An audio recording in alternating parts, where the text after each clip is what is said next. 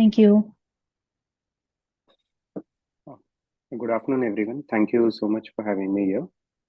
Today, I'll be speaking about the different processing technologies which are normally used for mangoes and which are the common forms of processed products which are manufactured and which products are in good demand, which products are exported, etc.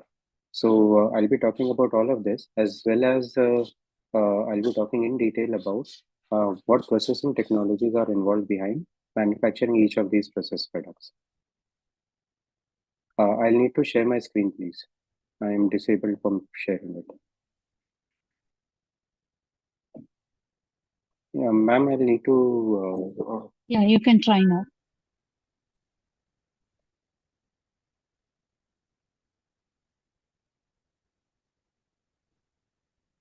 Are you able to see the screen? Yes, I can see. You can put in presentation mode. Yes. All right. So, which are the most popular forms of processed mangoes? I've tried to list them over here. So, for the most important one would be mango pulp. So, mango pulp is exported in very large quantities from India. So, it's exported in canned form, in aseptic form, uh, as well as in frozen form. But pulp is exported in very large quantities. And if you look at the belt of Krishnagiri and the Chittur belt, there are several plants which are engaged in the process of, which are engaged in the activity of mango pulp processing. So I'll be talking about mango pulp processing in detail. Then we'll talk about concentrated mango pulp.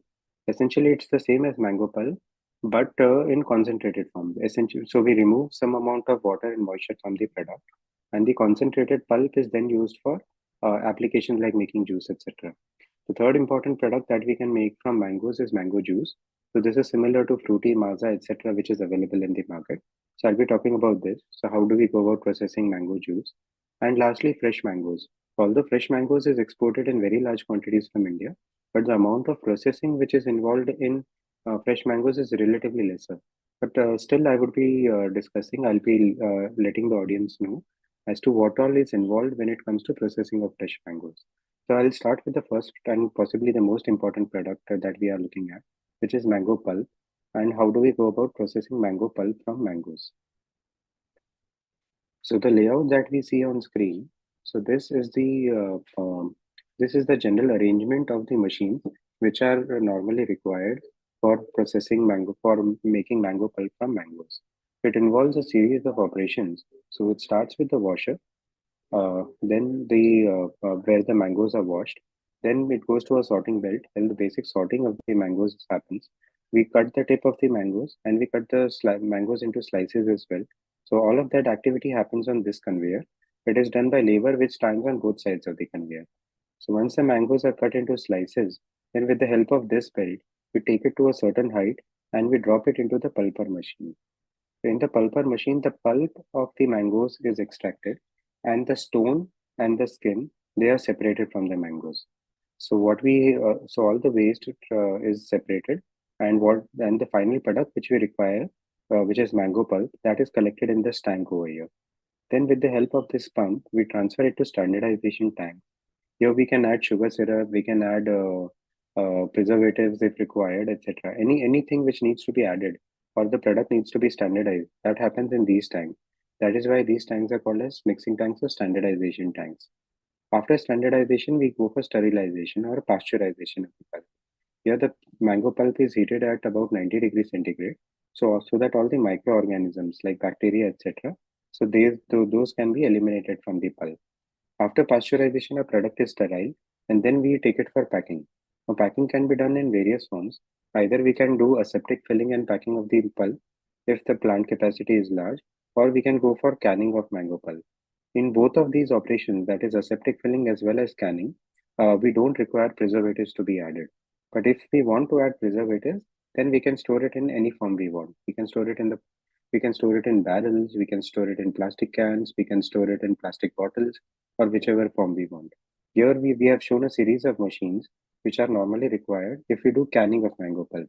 We need to sterilize the cans with the help of a can sterilizer. Then we go for an automatic filling machine for filling of the pulp in the cans. Then it goes for seaming, where the cans are seamed in, where the pulp is seamed in the cans. Then the last process which is involved in canning is retorting, wherein we place the can in these crates, and the crates are then put in this retort where it is kept in boiling water for say about 20 to 25 minutes of time. So once this process is over, we get mangoes in canned form. Similarly, after extraction of pulp here, if we go for aseptic filling, we can go for that. We'll need a sterilizer and an aseptic filler. But up till this point, all the processes remain the same, irrespective of how we go about packing the pulp. So now we'll talk about each of these machines in detail. All right, what these machines look like, what functions they perform, and uh, uh, and how are they placed in the plant. So we start with the first machine which is part of this line, which is the mango washer. So we have the mango washer here. In this, there is a tank. In the tank, we create agitation with the help of air blower. So you can see a blower or the pipeline connected with the blower. Then the product is pushed forward in the tank with the help of water. So you can see the nozzles at the end, although it's not very clear, but I believe you will be able to faintly see the nozzles which are there at the end of this tank. So with the help of water pressure, the product is pushed forward in this tank. Then it comes on this takeoff conveyor. Now this takeoff conveyor drops the product into the next machine. So this is how the washing of the mangoes takes place. So essentially because of the agitation which is there with the help of blowers, the water pressure which is there over here, and the fresh water spray which we give on the belt once the mangoes reach the belt, and then it is discharged to the next machine. This is how it is placed in the plant. So you have a washer machine. You can see the agitation which is created with the help of the blower. So that when the product is pushed forward, it is taken to the takeoff conveyor. Here we have a freshwater spray as well. With the help of this, the agitation as well as the freshwater spray, the complete washing of the mangoes takes place. After that, it goes from the washer, it goes to the sorting conveyor. We'll talk about what the sorting conveyor is. So the sorting conveyor is essentially a belt which runs from one end to the other. So the product travels on the belt. Uh, so it is received from the washer and it is discharged to the next machine, which is the elevator. So during its travel, there are operators which are standing on both sides of the conveyor. They'll be picking up the fruit. They'll be inspecting the fruit. They'll be cutting the tip and they will be slicing the mangoes. So the tip cutting, slicing, and inspection. These are the three major operations which the workers have to perform on this conveyor. So the waste is dumped. So the tip and the waste is dumped through these chutes. And during the travel, the product travels here, and then it is discharged to the next machine. This is how it looks in the plant. So from the washer, the product is received in the central lane. You can see that the conveyor is divided into three lanes. There are operators which are standing on both sides of the conveyor. They pick up the product from the central lane. They cut the tip. They do the slicing of the mangoes, and the mango slices are then placed in the side lane. And these mangoes then travel, and they are discharged to the next machine, which is the elevator. This is the elevator over here. Uh, Product is received. The function of the elevator is to just transfer the product from ground level or from a lower height to whatever height we want to discharge the product in. All right. So the product is received from the inspection conveyor. So it is collected on this belt, and the belt then travels and it transfers the product onto a certain height from where it goes to the pulper. You can see the pulper machine below. So this is the pulper machine. So normally in capacities of 1 ton per hour or more, we go for a two-stage pulper. In capacities of less than 1 ton per hour, we can go for a single-stage pulper as well. So this is a two-stage pulper. If the mango comes from this hopper, it enters into this chamber. Here the stone and the skin of the mangoes are getting separated. They get separated from the shoot over here. The mango pulp is collected in this tank here. And with the help of this pipe, it goes to the refiner stage. Here, the further refining of the mango pulp takes place, where the mango pulp is pressed against a sieve of zero point 0.8 mm with the help of brushes, and the refined mango pulp is then collected from this chute. There is a tank which is placed directly below this. The pulp is then collected in the tank below. So this is a two stage pulper. We can go for a single stage pulper as well. If the capacity is less, there you will have just one stage. So you can imagine that the pulper is slightly cut from here. You have only one stage there, and the stone and the skin get separated in the single stage as well. So this is how the pulper looks in the layout. We have the coarse pulping unit on the top and the fine pulping unit below that, and the product is collected in a tank which is placed below the pulper. And with the help of the transfer pump, it is then taken for standardization. So these are the standardization tanks. So why do we need standardization tanks? So if you're processing mangoes, the taste and the quality of all the mangoes that we are using for processing, that would not be the same. So some mangoes might be a bit sour, some might be a bit more sweet, etc. So we need to standardize the taste of the mango pulp that we are going to process. So that happens in these tanks. So suppose if we need to sweeten the mango pulp a little bit, so we add sugar syrup in these tanks, and then with the help of the stirrer, the pulp is mixed along with the sugar syrup, and then the sweetness of the mango pulp is standardized. So similarly, if we don't need to, if we are not doing canning or aseptic filling, and if we want to add preservatives, the adding of the preservative also happens at this stage itself. Right, so this is a mixing or a standardization tank. Normally, these are vertical cylindrical tanks with conical bottoms, and the product after mixing it gets discharged to the next machine, which is the pasteurizer.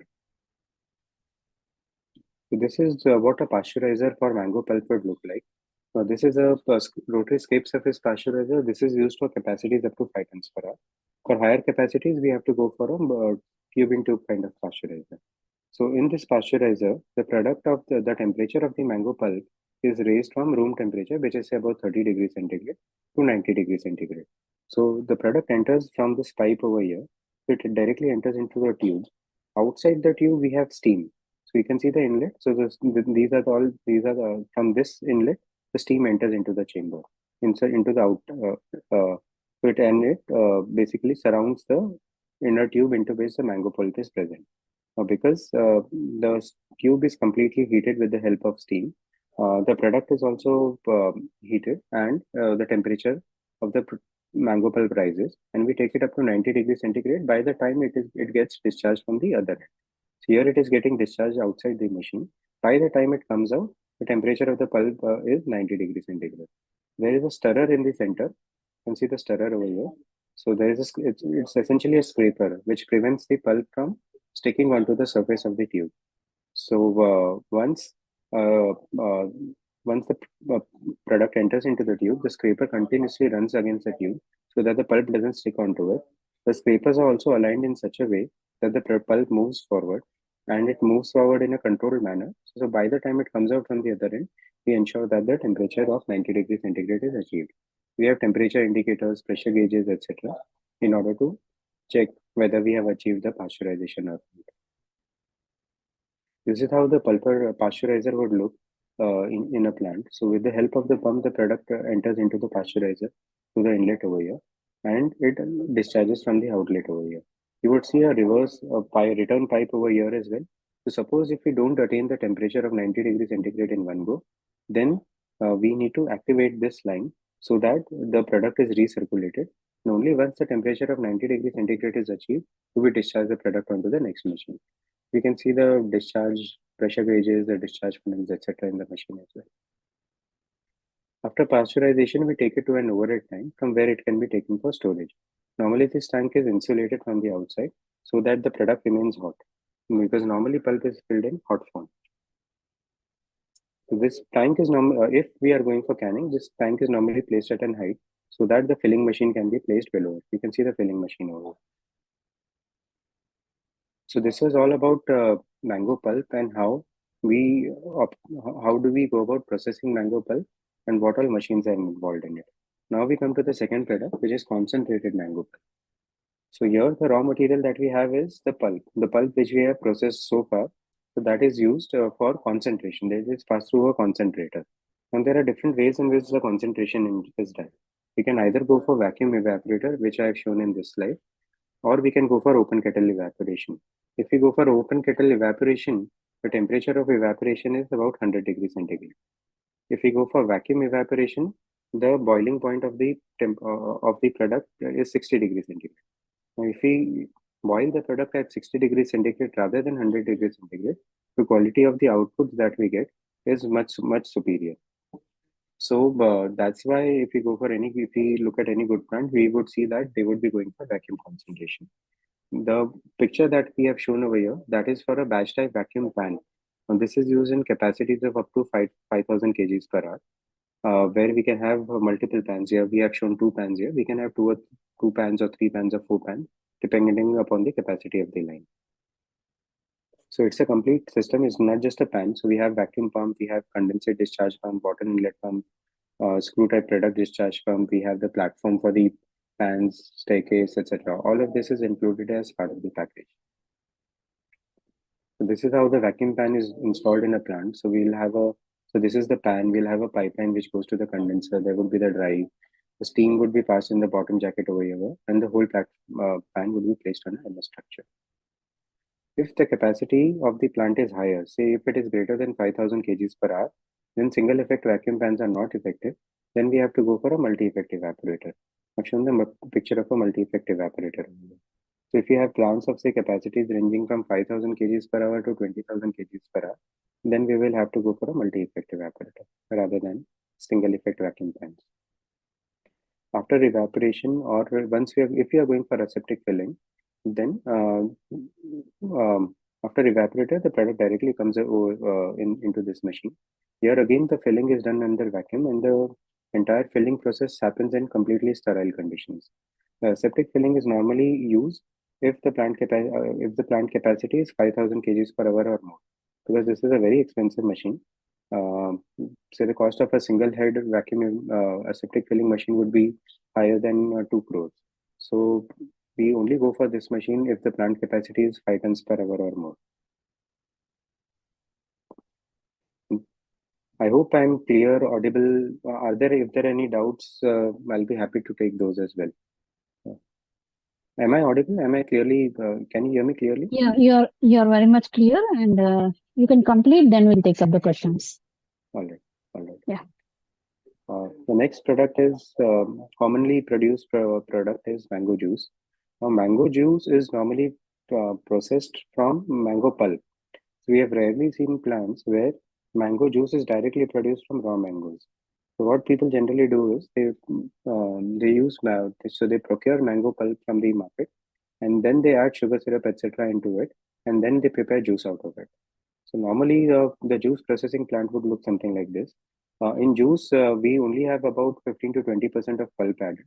Rest of it is majorly sugar syrup. The sugar syrup is prepared and added in very good quantities. The sugar syrup is prepared in a vessel like this. It's called as the steam jacketed kettle. After the preparation of so basically in water, sugar is added, sugar crystals are added.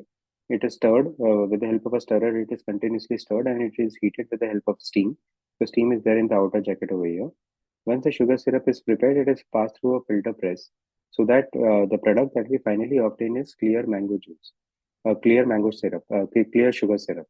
The clear sugar syrup is collected in this tank over here.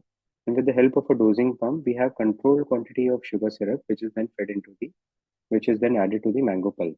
So if we have, so the pulp is directly added in this vessel. Sugar syrup is added in controlled quantity with the help of this pump over here. And if we need to add any further ingredients, we can always add those as well. So, for example, some people make mango pulp and they add some kind of spices as well in it. So all of those additions can be done in this kettle. So once the juice is prepared in this kettle, it is transferred to this tank and then it is homogenized. So homogenization is the process in which uniformity of the juice is obtained. This is done by passing the juice through through nozzle which has perforations in microns, and it is passed at very high pressure so that the final juice which is obtained is uniform in taste. Then comes and it is stored in this tank. Then the juice is pasteurized and then collected in this tank over here, and then it goes for filling and packing. So this is how juice is processed. I'll briefly talk about the equipment involved. So the steam jacketed kettle is a machine which looks something like this. So in the kettle we have pulp, sugar syrup, etc. All of these are added. We have the steam jacket which is there outside, and the unit is fitted with all kinds of steam fittings as well as controls, so that it is only heated up to the temperature that we want to. So there is a stirrer in the center. There are scrapers involved over here, and the scrapers are made of Teflon, and they scrape in such a way that the product doesn't char at all. Because if it remains in contact with the surface, it might char or it may get burned. So continuous scraping of the process happens with the help of scrapers. It is fitted with a geared meter or a slow speed stirrer, and this is how the sugar syrup as well as the mixing of the sugar syrup is prepared in one kettle, and the mixing of the sugar syrup with the pulp happens in the other kettle. So what a homogenizer would look like. It is used for homogenization of the product, and as I had mentioned earlier, through a very small nozzle, the product is passed at very high pressure for a certain time, and the final product, which is obtained after homogenization, has very uniform taste. Now we have completed the third product, which is mango juice. Now I'll come to the last product. Now this is again an important product because fresh mangoes are also exported in very large quantities from India. But still, we cannot just pluck mangoes from the trees and we can export them. There needs to be there needs to be certain amount of processing which has to be done on those mangoes before it can be exported. And we'll look at what is the processing involved. So first, the mangoes they are dumped onto a sorting conveyor. Here, the manual inspection of the mangoes happens. So if there are any mangoes which are rotten or which have to be removed, so that can be done at this stage. After sorting, it goes to the washer. The thorough cleaning of the mangoes happens. After that, it goes for brush cleaning to remove any dirt which is there on the surface of the mangoes. After that, it goes for hot water treatment. Here, it is dipped in hot water for a certain amount of time. Again, the time for which it has to be dipped, that is a specified time, and we can adjust the time in the machine. Adjust the time for which it remains dipped in hot water. After it comes out from the hot water treatment system, it goes to a dryer where the water which is there on the surface of the product that is removed, and then it goes for packing. So the machines involved. So first is the sorting conveyor. We have already seen this conveyor. This was part of the three-lane conveyor, which was similar to the sorting conveyor, which was required in the pulp line. Uh, this is again the similar washer. We had discussed about this washer earlier. So I won't take further time on this. This is the brush washer. So after washing, it goes for a brush washer. So there are a series of brushes. The product comes and it falls on these brushes. The brushes aid the forward movement of the product. And during its travel, we give another spray of fresh water uh, during its when the product travels on the brushes. So with this, we ensure that proper brushing of the mangoes happens, and all whatever dirt is there on the surface that is completely removed. After the brush washer, it goes to the hot water treatment machine. Here, the mangoes are dipped in boiling water for a certain amount of time. The product comes and it falls onto the belt. So there is a tank here. In this tank, we have hot water. The product comes and falls on this belt. Uh, then it moves horizontally along the length of the tank.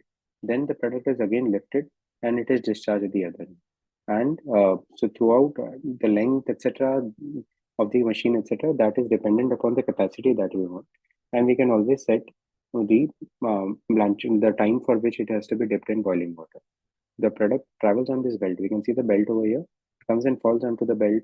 The belt is given adequate direction. So from here, it gets dipped inside, then the horizontal movement, then it gets lifted again, and then it gets discharged from the other end.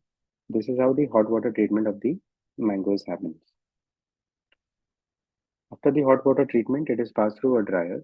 So here we give a series of air knives, um, which are placed on top of the belt. So there would be an SS wire mesh belt.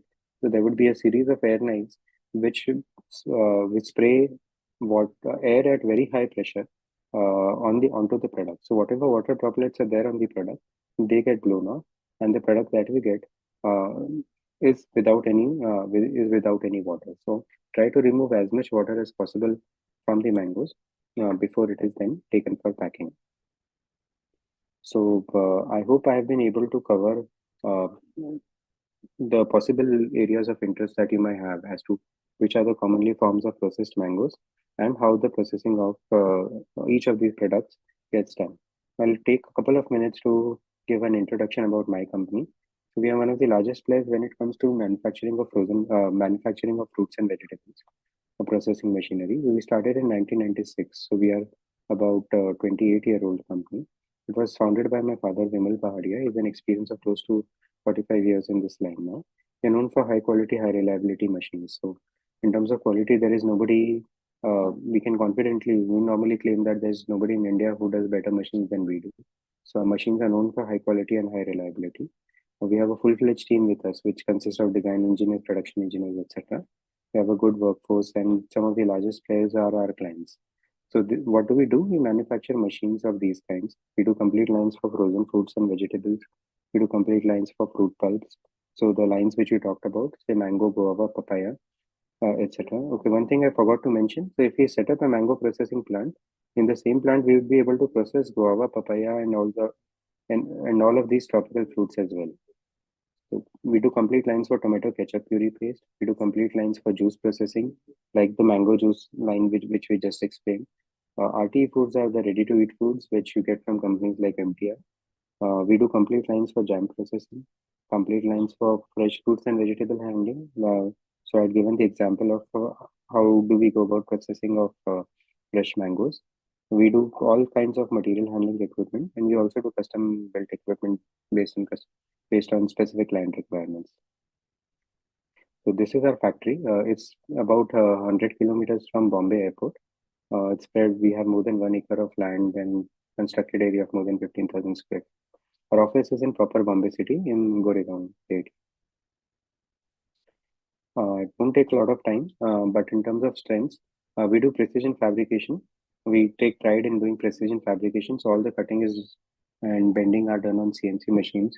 We use all components of internationally reputed brands. So all the geared motors that we would be using, that would be of SCW Euro drives from Germany. All the belts we'd be using, those would be US made belts. So in terms of components, we use some of the best components which are internationally available. The finishing of our machines is considered to be the best in the industry. In fact, you can compare the finish of our machines to any good European machine. Design is one aspect that we take a lot of pride in. So we have a full-fledged team of engineers, design engineers with us, and we do designing on 3D software like Solid. Some of our clients, Pagro Frozen Foods is one of the largest. They are India's largest frozen food manufacturing place. Capricorn Foods is a common name in southern part of India. We have supplied lines to mega food parks as well. Gujarat Mega Food Park is one example. General Mills, Innovative. Sayadi Pharma Producer is possibly India's largest pharma producer company. There again, we have given a lot of machines. Uh, MTR, Chima Frozen, Arca, some other names. We have done a lot of work with MNCs as well. So we have done some of the MNCs that we have worked with include PepsiCo, Kellogg's, McCain, Simplot, General Mills, etc. So this was all I had to say. I hope the session has been informative for you. I'd be happy to take any questions if you have. Yeah, okay. Thank you, Mr. Rahul, for the detailed presentation. I'll quickly take up some questions. So the first question is, what are the key regularity considerations and permits needed to establish a mango pulp processing unit? So in terms of regulations, I would not be the best person to answer this question because we are more from the machinery manufacturing side. But some information which I do have. So you definitely need to have a HACCP certification. All right. And if you are exporting, there are some more guidelines which have to be met. There would always be certain inspections which would be done by the concerned authorities before any export is done. Uh, while setting up the factory, you would also need approvals from the pollution control board, etc. You would need to set up an ETP line as well to process the water that is being used in the plant. So there would be guidelines like these. But as I mentioned, I would not be the best person to answer this question because our scope is restricted to the technical side of the machinery which is involved in plants like these. Okay. Next question, can you outline the essential equipment and machinery required for efficient mango pulp processing? Okay, so the machines which are involved in this line, I have tried to cover most of those in the presentation which I just the presentation which I just made. So the essential operations involved in any mango processing would be washing, pulping, and pasteurization. So there would be either so for these operations you would definitely need machines. All the other operations can be handled manually or with the help of labor as well. But washing, pulping, pasteurization, and if you are going for canning, then retorting. So these would be the essential operations which would be there in a mango pulp processing plant. Okay. And how can farmers ensure a sustainable and consistent supply of quality mangoes for processing?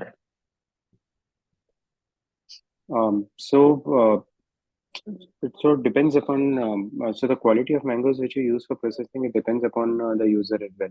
There are times where The best quality mangoes are normally sold in fresh form. They are directly exported, and only certain varieties of mangoes are used for processing. So, for example, Totapuri mangoes is very common and popular when it comes to processing. Whereas if you look at Alfonso and varieties like these, they are generally sold in fresh form, although some amount of Alfonso mango processing also happens. So it all depends. So upon the variety of the mangoes, and again it depends upon what customer are we catering to. Sometimes, as I mentioned, the best mangoes are not used for processing. So a medium grade or a lower variety of mangoes are used for processing. The other aspect that we need to take care of is uh, uh, whether adequate ripening of the mangoes is done or not. So if mangoes are not ripened completely, then we will need to add ripening chambers in order to ripen the mangoes and bring it up to a level where it can then be used for processing. So these are the basic factors that we need to take care of while selecting which mangoes we can use for processing. Okay. And next question is, what are the key factors influencing the selection of an optimal location for a mango pulp processing unit? So many factors are involved, but the biggest factor is that you should be the biggest and possibly the most important factor is that the plant should be set up in an area where mango is grown in good quantities. Transportation is a very important aspect when it comes to plants like these. So the plant should be set up close to the mango growing area. So, for example, in a belt like Chittoor, you would have several plants in which mango pulp processing would be happening. So that is the most important factor. Other factors would include how near or far is the port Probably. from where the exports are going to happen, the shipping port from where the exports are going to happen. So generally, we have seen that most of these exports happen from Mumbai port or ports which are there on the western side of India. So that is why you would find a few plants along the Maharashtra near to Maharashtra, so the coastal belt, the Konkan region of Maharashtra. So two would be possibly the most important factors. Other factors would include obviously the price of the land, how close or how far it is from, say, an urban kind of a setup, etc. The cost of the land should not be very high, and how how how much support is the state government giving for setting up of a plant like this? Because there are always subsidies which are given by the state government. So those are also factors that one needs to take care of. So essentially, these would be the major ones. Location in terms of whether mango is grown over there, the distance from the port, uh, government-friendly policies, and the price of the land.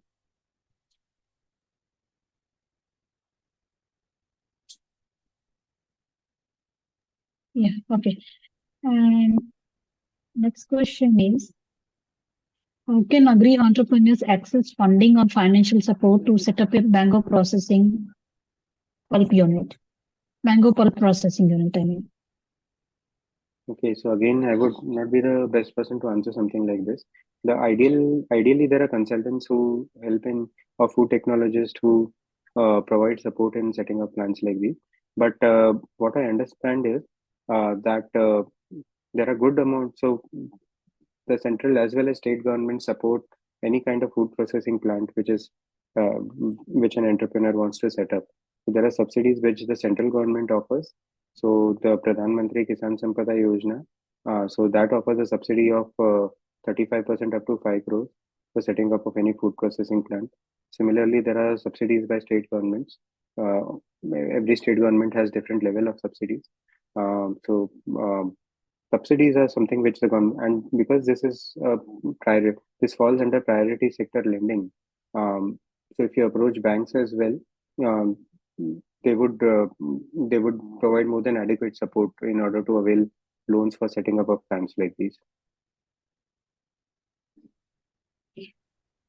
And next question.